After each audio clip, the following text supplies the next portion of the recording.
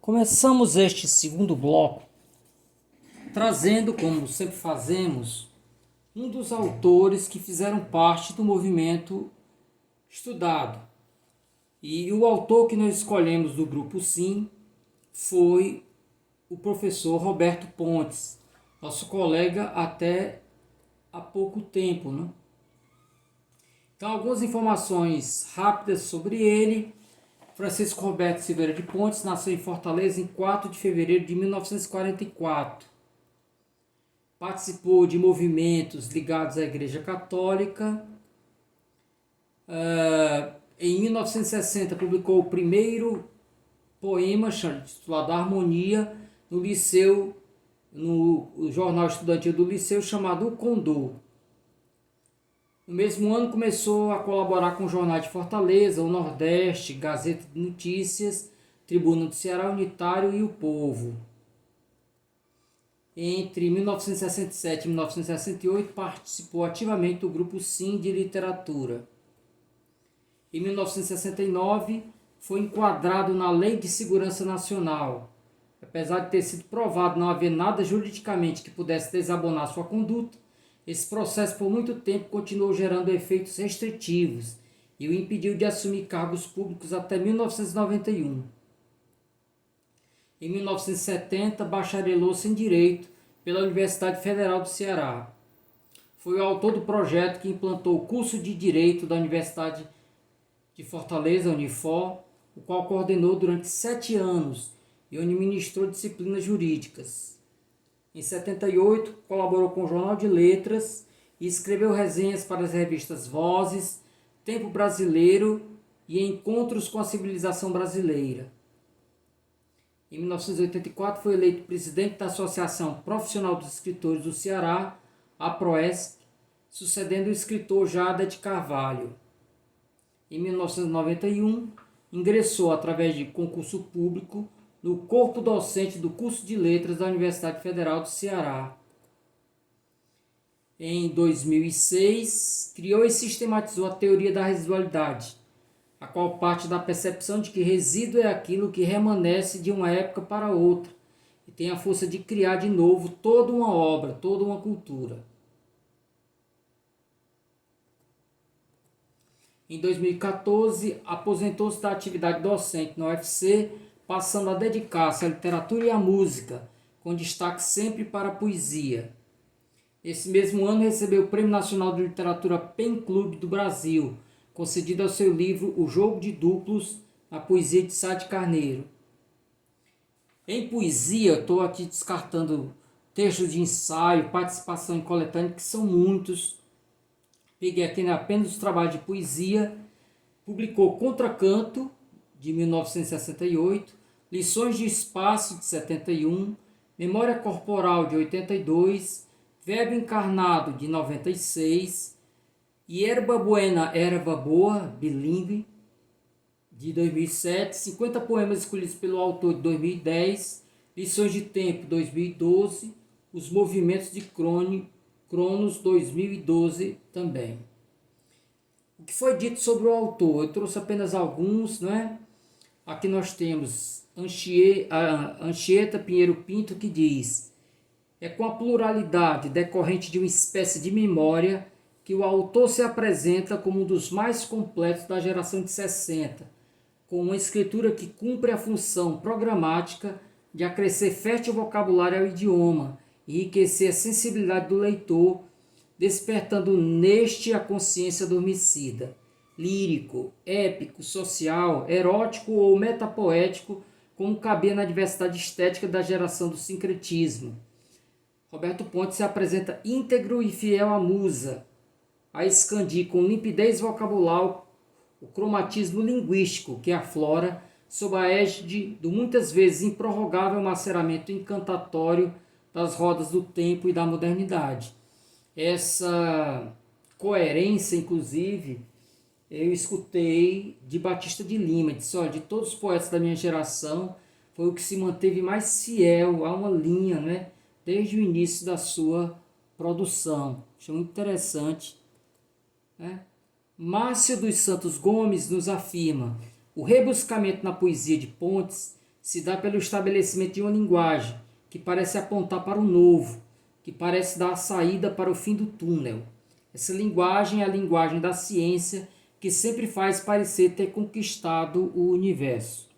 Então, dando aqui alguns saltos,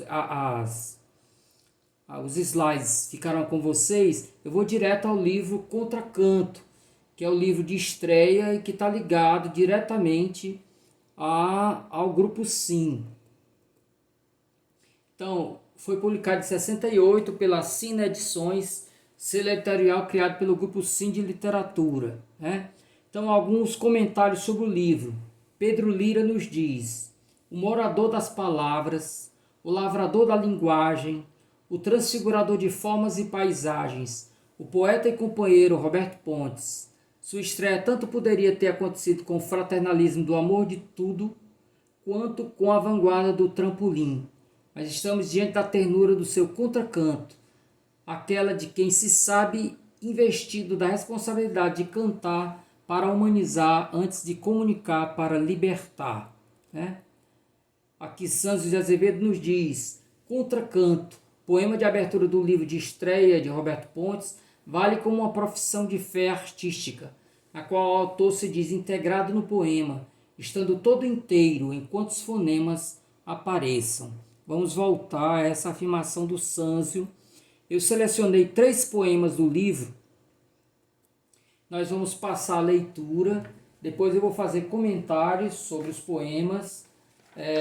Não se preocupem, os comentários que eu vou passar para vocês estão todos aqui, vocês verão aí, ó.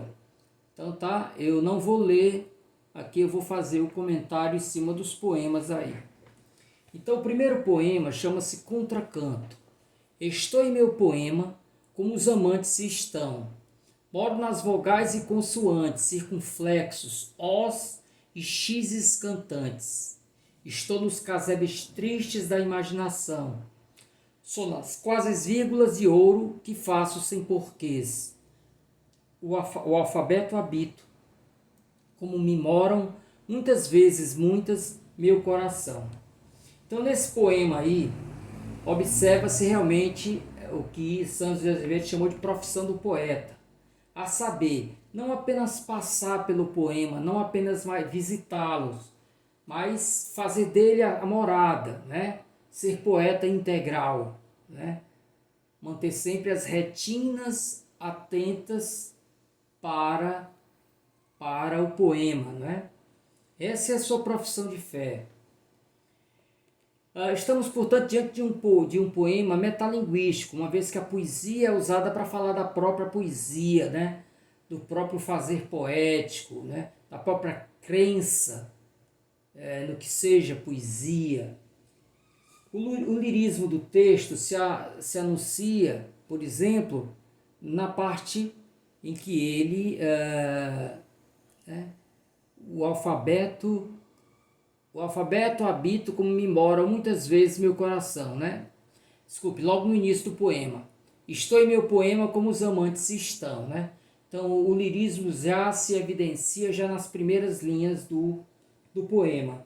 No entanto, quando chegamos na segunda estrofe, ele vai falar de casebres tristes. E aí, na interpretação que faço do poema, é o momento em que o lirismo e a crítica social se irmanam, né? Andam de braços dados. Como vocês poderão ver em outros poemas do autor, há sempre essa ligação afetiva com os mais carentes, com os mais pobres, né? Então esse olhar social é constante na poesia de Roberto Pontes. Então, aí nós temos o lirismo se irmanando também com essa poesia social. Passemos agora para o segundo poema, Elegia para Lorca. As pedras cobrem-se de musgo, sangue e pó. As asas das pombinhas deixam livre o dia. O vento geme louco mastigando as ervas. Do céu, chorando chamas, o sol dobra os joelhos. As rolas matam o canto preso pelo peito. Os peixes descamam, rútilos em brasa. As árvores murchadas, ásperas sem vida. As horas sem controle, e o segundo é hora. os pontos cardeais unidos pelo tempo, e as eras se enlaçam, míseras, tristonhas. Os rios fluem medo e regelam os corações, porque foi feito fato pelo ato e a flor, no lábio do poeta, vicejante ontem, e hoje talo cinzento de rosa de negra bala. Ok? Bom, em Elegia para Lorca, o lírico e o social novamente se irmanam em um poema tomado pelo afeto, na celebração do poeta espanhol Garcia Lorca, um mártir da Guerra Civil Espanhola pelas mãos do soldado do ditador Franco. Nesse processo, então, vocês observem aí, no lábio do poeta vicejante ontem, o homem que fazia versos no último estrofe e hoje talo cinzento de rosa de negra bala, uma alusão ao assassinato, ao fuzilamento do poeta pelos homens do ditador Franco. Então, nesse processo não há como não perceber uma clara referência crítica a uma outra ditadura, a brasileira, igualmente inimiga de poetas e da poesia. E aí observa que o viés sincretista do grupo Sim, quer dizer, essa ideia de visitar outras escolas, outros momentos e fazer uma mistura harmônica entre eles, Eu observo que esse sincretismo se evidencia no texto pela visita a um dos postulados do romantismo, que é a ligação estreita entre o mundo anímico do eu lírico e os elementos naturais. No caso do poema, a pedra, as aves, o vento, a era, o próprio tempo, o rio. Então, no romantismo era comum de que a natureza entrasse em sintonia com o mundo anímico do personagem. Se ele estava triste, a natureza se cobria de luto. Se ele estava feliz, a natureza era também uma manifestação da festa, da festividade, da alegria, do regozijo. E aqui nós temos a natureza acompanhando esse pesar, esse luto do eu lírico, claro, em primeiro lugar, pela lembrança ao poeta Garcia Lorca, mas também como um olhar para o presente, o momento em que o Brasil vivia uma ditadura que era igualmente inimiga de poetas. Ok? Então, no poema em foco, a natureza acompanha a profunda tristeza da voz poética, sentimento expresso pela palavra elegia, presente no título. A crítica, ainda que velada à ditadura brasileira, se mostra no terceiro poema, que nós vamos ler agora. Lamento do rio raivoso. Essa água onde um tronco vai, não é água, é sangue. Esse rio que corre não é rio, é rei coroado de pontes. Essas conchas que servem de leito não são ostras, são ossos trazidos dos mangues. Essa nascente do rio Cocó só pode ser dois olhos muito grandes, chorando a vida toda por ter nascido rio e não fuzil. Então observe que no poema anterior, o poema se fecha com a palavra bala, e esse agora se fecha com a palavra fuzil. Então tanto um quanto o outro fazem essa referência, ainda que velada, à ditadura. A ditadura.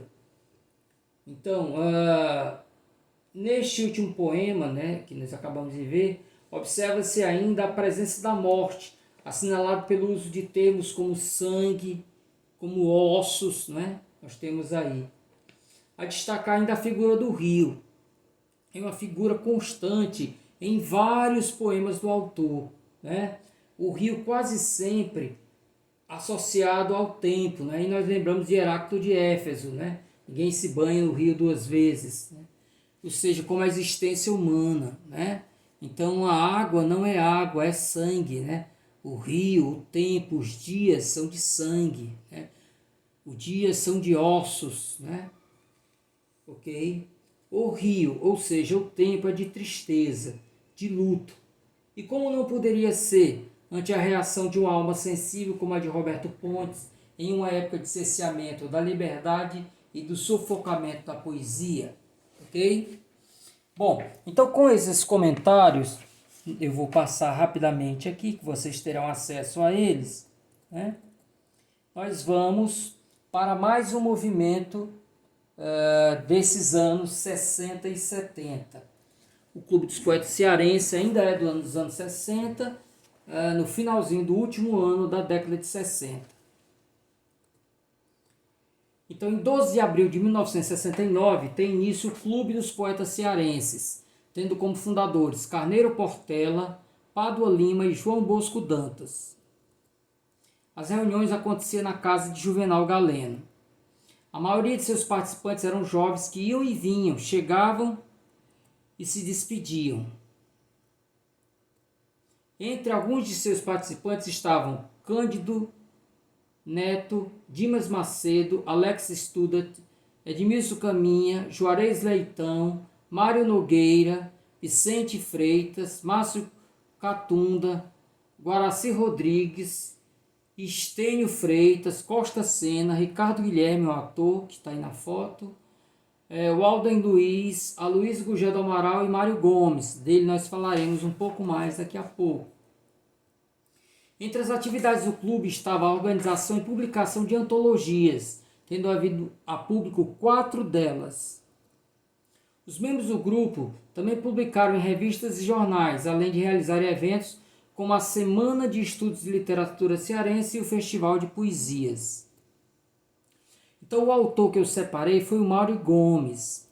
Muitos de vocês conheceram Mário Gomes no estado número 2. As 2 fotos são dele, né? E ele já velho, ele já doente, andando muitas vezes embriagado, a coluna totalmente torta, né? Maltrapilho, sujo até. E essa era a figura que provavelmente vocês chegaram a conhecer, ok? Ele faleceu em 2014, mas vamos ver um pouco sobre a vida dele. Então, Mário Ferreira Gomes nasceu em 23 de julho de 1947 em Fortaleza, onde também faleceu em 31 de dezembro de 2014. Então, logo atingiu a maioridade, começou a frequentar as rodas boêmias do centro de Fortaleza, onde a poesia ganhava corpo regada a doses de aguardente, com as conversas varando as noites e entrando pelas madrugadas. Nessas rodas boêmias, Mário Gomes logo se tornou uma espécie de líder entre os colegas. Em 1969, quando Carneiro Portela fundou a Casa de Juvenal Galeno, o Clube dos Poetas do Ceará, foi levado para a agremiação pelo jornalista Zelito Magalhães, que acabaram de conhecer. Meses depois, já no ano de 1970, seu poema Contraste figurava na antologia, a primeira antologia organizada pela agremiação. Em 1972, publicou seu primeiro livro chamado Além do Infinito. Já por essa época, montou seu escritório num canto da aprazível Praça do Ferreira, tendo como lema: minha única preocupação é tentar não me preocupar com nada. Foi ali que compôs a maior parte de suas produções e fez dali o ponto de encontro para os bate-papos com os amigos. Ao cair da tarde, trocava invariavelmente o escritório pelos tradicionais bares da cidade. Mário Gomes fez da casa de Juvenal Galeno seu segundo lar. Muitas noites, quando regressava da boemia, ele chegava na casa e dormia em qualquer lugar, fosse em cima de uma mesa ou no próprio assoalho da sala de reuniões, com a conivência de Nenzinha Galeno. Ali se recolhia até as primeiras horas da manhã e partia com os primeiros raios do sol. Foi internado pela primeira vez aos 20 anos no manicômio da Parangaba. Lá tomou 12 choques elétricos. Mais 8 vezes foi internado em Fortaleza e 3 vezes em Salvador. Fugiu de todos os confinamentos. Não aceitava a ideia de ficar preso. Eu tenho saúde, só não tenho vocação para o trabalho, dizia com seu senso extremo de humor e de ironia. Nos últimos anos de sua vida, andava maltrapilho pelas ruas pedindo de empréstimos o que comer e beber. No dia 29 de dezembro de 2014, foi encontrado desacordado próximo ao Centro Dragão do Mar e levado para a unidade médica do Instituto José Frota, no centro.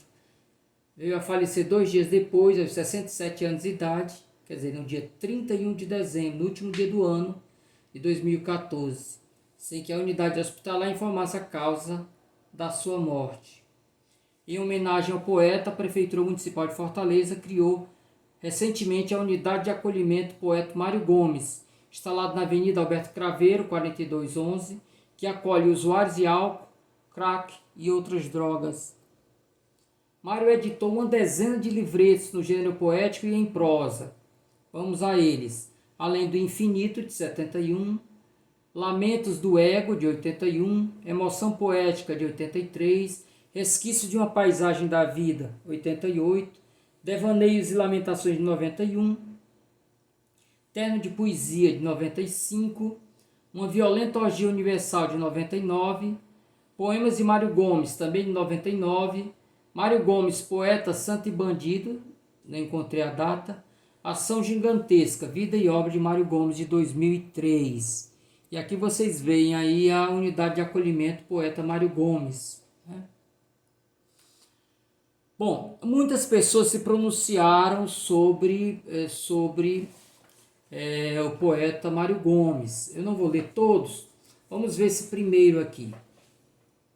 Embora já estejamos às portas do ano 2000, ainda vivemos a geração de 45 ou pós-modernismo, isto é, todos os valores clássicos retomados do parnasianismo por essa geração encontram-se ainda hoje, fortemente em voga, pelo menos para muitos críticos e autores contemporâneos. Porém, existe uma nova casta de poetas desconhecidos, que ao contrário daqueles cujos modelos de 22 tentou não repetir, e a fuga do poema piada e do verso livre foi uma constante. Entre esses novos, cujas tendências recaem substancialmente no modelo pregado pelos introdutores do modernismo brasileiro, encontramos Mário Gomes. Isso aqui eu gosto. Arsenio Flecha diz: andarilho errante, viajante do sol, poeta da noite eterna, surreal, sarcástico de corpo e alma, entregue e dedicado à sua própria natureza humana, que é, antes de tudo, uma inerência material de sua espiritualidade lírica e poética. Carlos Augusto Viana: as simplicidades da linguagem e o rompimento com quaisquer princípios formais constituem a natureza da poética de Mário Gomes.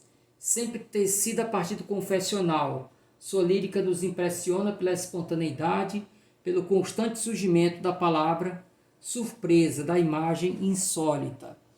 Por falar nisso, gente, eu vou trazer aqui para vocês algumas as chamadas frases marioanas, né? Frases que vinham de repente, algumas em poemas, cheio de lirismo.